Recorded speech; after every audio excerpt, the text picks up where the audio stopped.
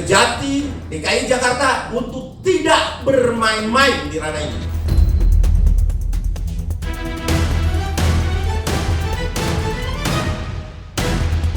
Kepada Pak Kapolri, Pak Kapolri, ini saya minta, ini para tersangka ini segera dilakukan penahanan.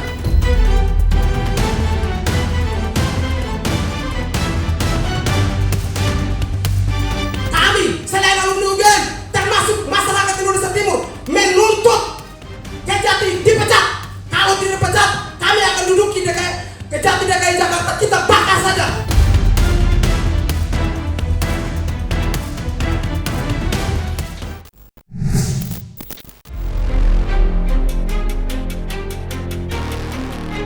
Polemik ijazah mantan Presiden ke-7, Joko Widodo alias Jokowi, yang diragukan keasliannya oleh Roy Suryo Ces, belakangan ini makin memanas.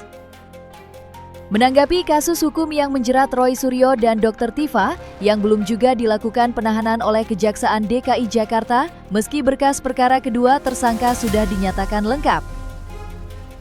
Menanggapi polemik tersebut, sejumlah praktisi hukum dan relawan Jokowi yang tergabung dalam tim hukum Merah Putih Joko Widodo kemarin menggelar konferensi pers dan secara terbuka mereka mendesak agar Roy Suryo dan Dr. Tifa segera ditangkap dan dilakukan penahanan. Desakan itu datang karena adanya keresahan dari para tim hukum Jokowi yang mengendus adanya upaya pengangkangan hukum yang dilakukan oleh kubu Roy Suryo dengan tujuan agar proses hukum yang sedang berjalan tidak dapat dilanjutkan.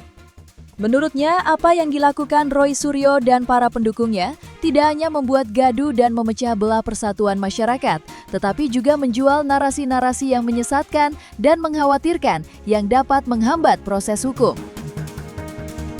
Dari situlah tim hukum Merah Putih Jokowi yang dimotori oleh Ade Darmawan meminta kejaksaan untuk segera melakukan penahanan terhadap Roy Suryo dan Dr. Tifa secepatnya. Hari ini kita akan melakukan desakan. Saya menyampaikan bahwa hal ini adalah gerakan Allah Orasane atau Tuhan itu tidak tidur.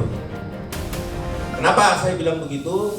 Karena hari demi hari saya melihat bahwa apa yang dilakukan pihak daripada para tersangka ini sudah kelewat batas dan tentunya banyak sekali hal-hal dinamika yang berjalan sampai dengan hal ini diterima oleh jaksa, di mana jaksa peneliti maupun calon JPU dan juga khususnya Kejaksaan Tinggi. Ya, ini kami akan menegaskan utamanya pada Kejaksaan Tinggi. Setelah kita melihat dinamika yang berkembang saat ini, ya, tentunya yang menjadi alasan bahwa hari ini kita memberikan desakan, ya, ajakan seruan tahan dan tangkap Roy Suryo dan Dr. Tifa serta tersangka lainnya yang memang hari demi hari mengulang tindak pidananya dengan sengaja dan secara menggunakan teman-teman media sosial maupun media mainstream dalam rangka pembelaan, tapi bukan di ranah yang sebenarnya, yaitu peradilan atau pengadilan, dan berusaha untuk mengamputasi hukum dengan cara-cara yang luar biasa, yang sangat-sangat kami sayangkan dikarenakan ada yang mau mendengarkan. Kepada Pak Kapolri, Pak Kapolri, ini saya minta, ini para tersangka ini segera dilakukan penahanan. Karena kenapa? Yang pertama yang selalu saya lihat tiap hari mengulangi perbuatannya, udah jelas lah itu. Biasanya kita melapor di Polres atau Polsek aja, kalau tersangka itu melakukan pengulangan perbuatan, itu langsung dilakukan penahanan. Tapi kalau ini saya lihat sampai tiap hari podcast lagi, siaran TV lagi, di mana-mana ngomong lagi, ijazah Pak Jokowi palsu. Tapi enggak juga ditahan. Ini apa sih maunya polisi ini? Ya, Pak Kapolri, saya minta Pak Kapolri turun tangan. Ya, jangan di atas saja Pak Kapolri. Ya, tidak pernah di bawah. Lihatlah pejabatmu ini apa yang dikerjakan. Munculnya desakan tim hukum Merah Putih Joko Widodo agar Kejaksaan Tinggi DKI Jakarta segera melakukan penangkapan dan penahanan terhadap Roy Suryo dan Dr. Tifa ditengarai adanya niat jahat yang dilakukan Roy Suryo, yakni dengan meminta dukungan dari tokoh elit untuk mengambat proses hukum yang sedang bergulir. Tim hukum Jokowi bahkan sudah mengantongi nama tokoh elit yang membacking Roy Suryo selama ini. Meski tahu nama-nama yang memberikan dukungan pada Roy Suryo bukanlah tokoh sembarangan, tim hukum Jokowi mengaku tidak takut dan siap mengungkapnya ke publik jika ada upaya intervensi untuk menghambat proses hukum. Mengingat saat ini berkas perkara Roy Suryo dan Dr. Tifa sudah dinyatakan lengkap. Munculnya tokoh kuat di belakang Roy Suryo sebenarnya bukanlah hal baru. Sebelumnya, Jokowi sendiri yang menuding adanya tokoh elit di belakangan gerakan Roy Suryo CS. Sejumlah nama pun sempat ikut terseret, mulai dari elit Partai Demokrat, mantan Wakil Presiden Yusuf Kala, hingga loyalis mantan Presiden Megawati Soekarno Putri, sempat diisukan sebagai tokoh elit yang memberikan dukungan pada Roy Suryo. Dan kembali menggemanya tokoh elit yang diungkap kubu Jokowi baru-baru ini, publik kembali meraba-raba siapa tokoh yang dituding mengintervensi hukum kasus Roy Suryo hingga berlarut-larut.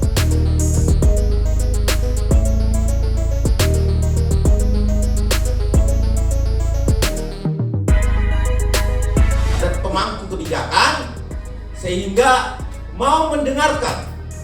Inilah yang melukai masyarakat Indonesia yang notabene per hari ini saya banyak menerima desakan dari masyarakat non-relawan yang sangat-sangat merasa bahwa ini dipermainkan hukum ini. Ya, jadi siapapun Anda yang mencoba mempermainkan hukum ini, kami bisa memastikan lambat atau cepat, ya, itu akan terbongkar dan akan terungkap Anda bermain di balik ini. Dan saya perlu ingatkan, rakyat Indonesia ya tidak bisa diamputasi terkait hukum. Walaupun Bapak Insinyur Joko Widodo sudah tidak menjabat lagi, tetapi kecintaan dari rakyat Indonesia dan pendukung Bapak Insinyur Joko Widodo hari demi hari bukan berkurang, tetapi bertambah. Ya, proses hukum ini masih panjang dan masih dapat potensi celah yang dapat dimanfaatkan oleh pihak-pihak tertentu. Ya, kekhawatiran terhadap intervensi permainan perkara atau praktik ya mafia peradilan hanya dijawab dengan sikap tegas, transparan, dan akuntabel. Aparat penegak hukum wajib memastikan perkara ini berjalan sampai tuntas sesuai hukum yang berlaku. Berani bersatu, tim hukum Bapak Insinyur Joko Widodo, THMP, pengacara Mawar, dan seluruh aliansi tergabung dari tim hukum Bapak Insinyur Joko Widodo menghormati asas praduga tak bersalah dan tidak melakukan penghakiman terhadap siapapun. Ingat ya, penghakiman terhadap siapapun. Yang notabene bukan tersangka, tempatkanlah dia sebagai seorang korban. Yang tersangka, yang dimaksud intervensi di dalam persoalan ini adalah orang-orang yang mau mengangkangi kasus ini. Loh, kok mengangkangi? Iya, tujuannya supaya kasus ini tidak berjalan. Kan sudah dibuat manuver oleh Roy Suryo. Ini kasus gak jalan, jadi kasus nanti akan mati, akan berhenti dan lain sebagainya. Itu narasi yang dibangun oleh mereka agar bagaimana orang-orang yang ada di belakang ini menjadi bagian daripada hal yang penting bahwa memang kasus ini tidak bisa jalan. Nah, ini kan tentunya sangat naif sekali. Ini yang laporin Presiden ke-7 loh. Dan kalau ini terjadi, tentunya bukan kami sebagai relawan yang marah. Barangkali jutaan masyarakat Indonesia itu akan marah kepada penegakan hukum yang terjadi. Oleh karena itu saya ingatkan sekali lagi, kita sudah tahu nih siapa orang-orang di belakang itu. Cuma kalau kita mengatakan itu sangat nggak etis. Bapak sempat agak bisik-bisik. Dan tadi juga saya diingatkan, saya supaya lebih sopan menyampaikan persoalan ini. Saya terpaksa harus bicara karena saya mendapatkan perlakuan yang tidak adil. Maka saya akan bicara siapa orang-orang itu. Tentunya kan menjadi tidak baik kalau ini terjadi. Dan tentunya juga nanti pandangan orang terhadap pemerintah yang katanya adanya penegakan hukum ini menjadi amburadul, ini kan juga tentunya menjadi bahaya, dan masyarakat tentunya juga akan tidak percaya kepada upaya-upaya pemerintah dalam rangka penegakan hukum. Laporan polisi Pak Jokowi ini sudah hampir 1 tahun lamanya, lebih 1 tahun lamanya. Artinya apa? Aparat penegak hukum hari ini mengalami hambatan-hambatan baik dari luar maupun dari dalam. Jadi siapapun pihak-pihak yang menghambat kasus ini agar mengurungkan niatnya, dikarenakan tim hukum Merah Putih sudah mengendus nama-nama tersebut, akan tetapi belum diungkap ke publik. Dikarenakan berkas perkara sudah lengkap, sekali lagi kami himbau kepada siapapun yang menghambat kasus ini agar mengurungkan kembali niatnya, ya, karena ini sudah terendus oleh tim hukum Merah Putih dan tim Pak Jokowi. Ini belum dibuka saja ke publik. Seorang presiden saja, mantan presiden saja melapor, ya, sampai 1 tahun lamanya. Bagaimana kalau rakyat biasa yang membuat laporan polisi? Tim Hukum Merah Putih Joko Widodo tidak hanya mewanti-wanti tokoh elit agar tidak bermain-main dengan hukum, tetapi juga melayangkan peringatan keras pada Kejaksaan Tinggi DKI Jakarta yang dianggap tidak netral dalam menangani kasus tudingan ijazah palsu yang dilaporkan Jokowi. Dugaan itu makin kuat usai Kejaksaan Tinggi DKI Jakarta menerima Roy Suryo beberapa waktu lalu. Bagi tim hukum Jokowi, sepak terjang Kejaksaan DKI Jakarta dalam menangani kasus ini dianggap buruk. Mereka mendesak Kejaksaan Agung segera mencopot Ketua Kejaksaan Tinggi DKI Jakarta yang dianggap tidak becus menangani berkas perkara tersangka Roy Suryo dan Dr. Tifa, hingga sampai saat ini belum juga dilakukan penahanan. Pernyataan keras tidak hanya datang dari tim hukum Jokowi, tetapi juga alumni UGM yang mengaku sebagai perwakilan dari masyarakat Indonesia Timur. Dalam orasinya, alumni UGM tersebut mengimbau agar gedung Kejaksaan DKI Jakarta dibakar sebagai protes atas padamnya penegakan hukum dalam kasus tudingan ijazah palsu yang dilaporkan Joko Widodo.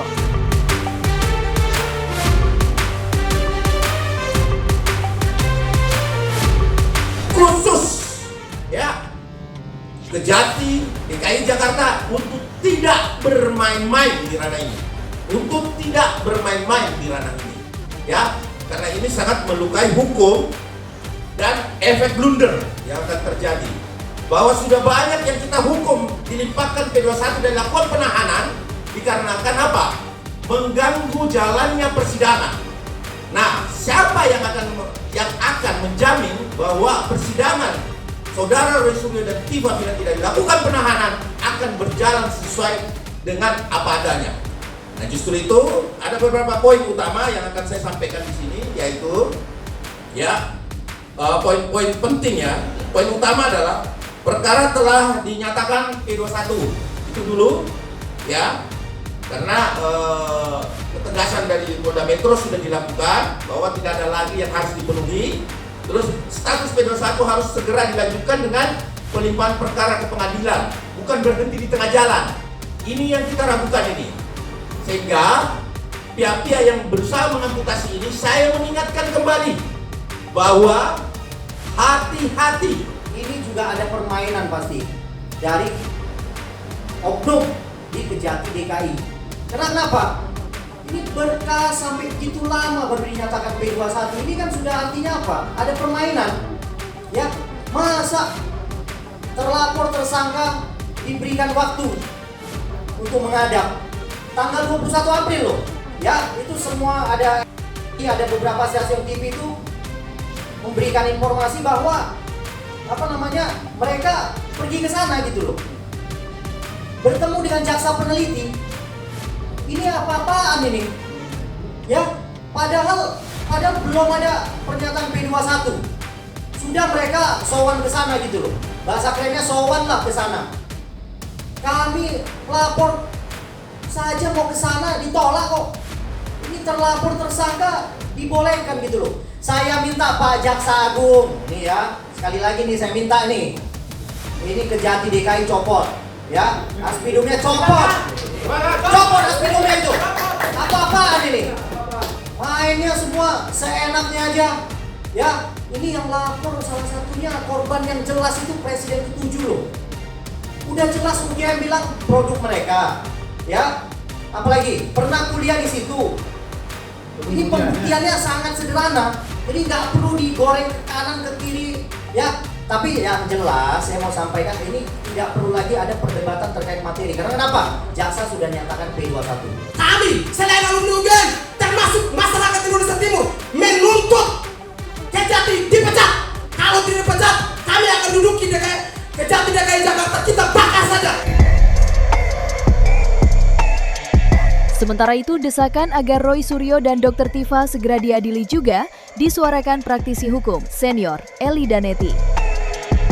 Dalam pernyataannya, ia mengaku telah mendapat perlakuan tak menyenangkan dari Roy Suryo dan pendukungnya.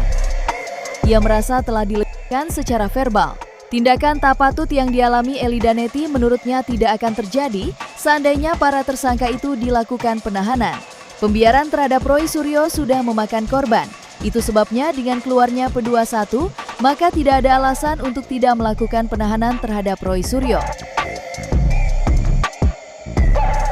Beberapa hari belakangan ini saya dijadikan bulian. Nenek lampir lah, pembohong lah, dan caleg gagal. Padahal kita caleg itu ada presiden gagal, ada gubernur gagal, ada bupati gagal, caleg gagal. Kok saya dihina-hina gitu? Sampai keluarga saya sakit hati dan kecewa. Saya udah, kalau saya secara pribadi cukup mental untuk persoalan ini. Nah, kenapa saya menggiring persoalan ini? Karena saya tertekan.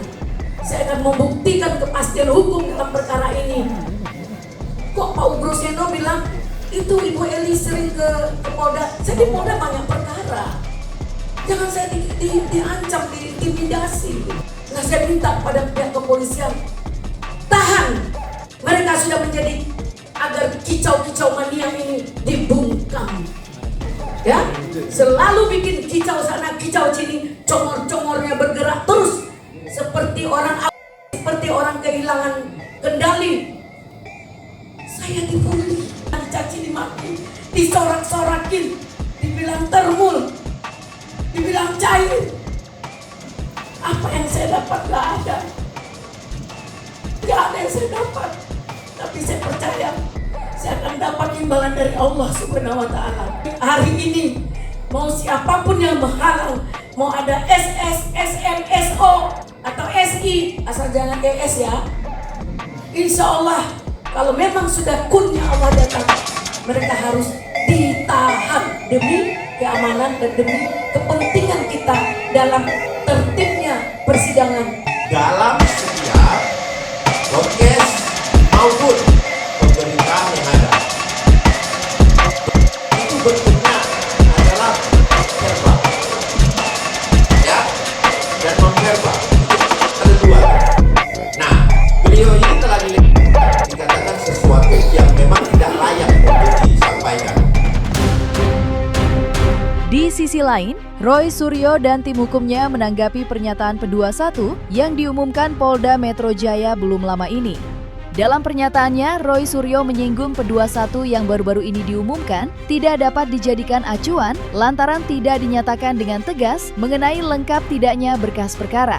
Tidak itu saja, Roy Suryo juga kembali menyindir tim hukum Jokowi yang berulang kali meminta kejaksaan agar melakukan penahanan. Menurutnya, sampai dengan saat ini tidak ada surat apapun baik dari Kejaksaan maupun Polda Metro Jaya.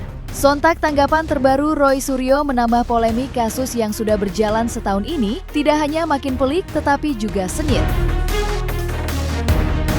Kami selaku pihak yang berkepentingan, yakni Roy Suryo dan kawan-kawan, sampai hari ini tidak mendapatkan satupun informasi atau setidaknya dikirimkan surat perkembangan penanganan hasil penyidikan atau perkara ini tentang update-nya seperti apa. Karena itu kami menegaskan bahwa sampai hari ini belum ada surat dari kejaksaan yang ditujukan langsung kepada kami atau setidaknya ditujukan kepada Polda Metro Jaya yang materi muatannya dikutip dan kemudian diterbitkan informasi itu ditujukan kepada kami tentang perkara ini. Sehingga kami tegaskan tidak ada atau belum ada satupun dokumen dari kejaksaan yang ditujukan kepada kami, termasuk kepada Polda, yang harusnya Polda juga punya kewajiban untuk meneruskan kepada kami tentang berkas perkara ini P21. Informasi kemarin menurut kami itu belum mewakili satu informasi yang komprehensif terkait dengan status berkas perkara. Kenapa kami berpendapat seperti itu, rekan-rekan media? Perlu kita ingat bahwa ini perkara mantan presiden.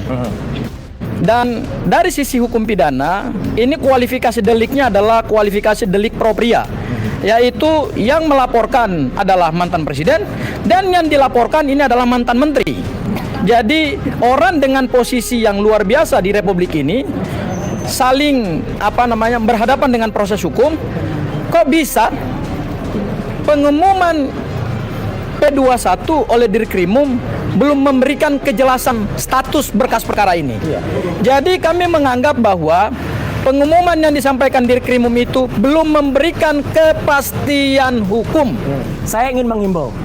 Saya juga banyak mendengar, katanya akan ada demo di mana-mana, akan ada pasukan-pasukan yang didatangkan ke Jakarta. Ya, kemudian akan ada membela saya. Terus kok Mas, itu kita lakukan kita lakukan ini minta. Kita lakukan nanti kalau perlu kita bakar gitu ya. Bapak Prabowo Subianto harus segera turun tangan untuk menyelesaikan masalah ini, karena ini udah betul-betul belum lagi untuk sampai putusan, tapi mereka sudah dikriminalisasi dan hak kemerdekaannya dikangkangi betul oleh penegak hukum yang ada terutama di Polda Metro Jaya ini. Pasti kita pengen ekspresi, mengedepankan estetika. Kan dokter sampaikan. Jelas tadi mendengarkan.